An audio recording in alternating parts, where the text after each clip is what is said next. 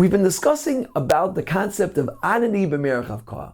How does a person, through Hallel, go through the transformation in life of seeing Hashem not just as Yud-Kei, not just as an infinitely intelligent and infinitely insightful entity, but even more than that, as someone who directly interacts with her life, which is represented by the name Yud-Kei Vav-Kei.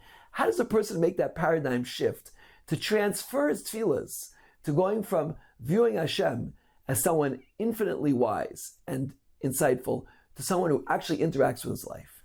This is the secret of Hallel. This is what it means, Anani b'merech havkah. How do we go merech havkah? If you look here at the cover of this book, there's Yud K, but in between, there's two letters missing. Yud K Vav K. We can expand the name of Yud K to Yud K Vav K. How do we do this? The answer David HaMelech tells us is that by going through difficulties in life, whether it be in your finances, whether it be in your health, whether it be with your children, whether it be with your domestic tranquility, your shalom bayis, or lack of it. Yeah? When you have these difficulties and you turn to Hashem with devout prayer to help you, and Hashem helps you, in fact, because all prayers are eventually answered. That's Anani b'merech havkah. You could see Hashem's interaction by using the name Yud Kei Vav Kei, which we pronounce as Aleph Dal Nun Yud, right? Adni, we pronounce it, right? So this is the secret of Hallel. David HaMelech shows us how he initially also viewed Hashem as Yud Kei, as someone infinitely wise and infinitely insightful.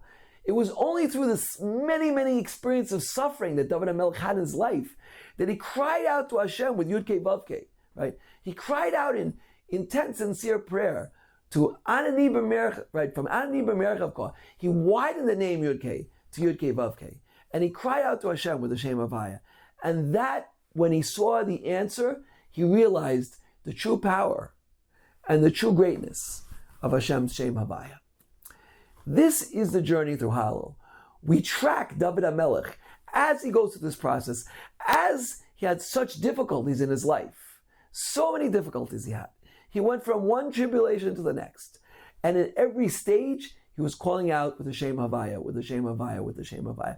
What forced him to call out the Shem Havaya, to transfer, to make that paradigm shift from Yud Kei to Yud Kei Vav Kei, was those tribulations. So in fact, those tribulations became the source of his greatest salvation and his closeness to Hashem, and perceiving Hashem as Yud Kei Vav Kei, someone who interacts with the world, and not just an outside entity who is not connected with life. This is our journey through Hallel, and together in the next two weeks or so, I'd like to travel with you together. We're all going to be saying Hallel on Pesach. We don't say the full Hallel all of Pesach, only in the first day, or if you're outside of Israel, on the second day as well. We say the full Hallel, right? But during Hallel is a transformational experience. If you listen carefully to what I'm saying, your Hallel could be very, very different. And you'll come out of Pesach with a much closer bond to Hashem. We should all merit this. Amen. King through it, son.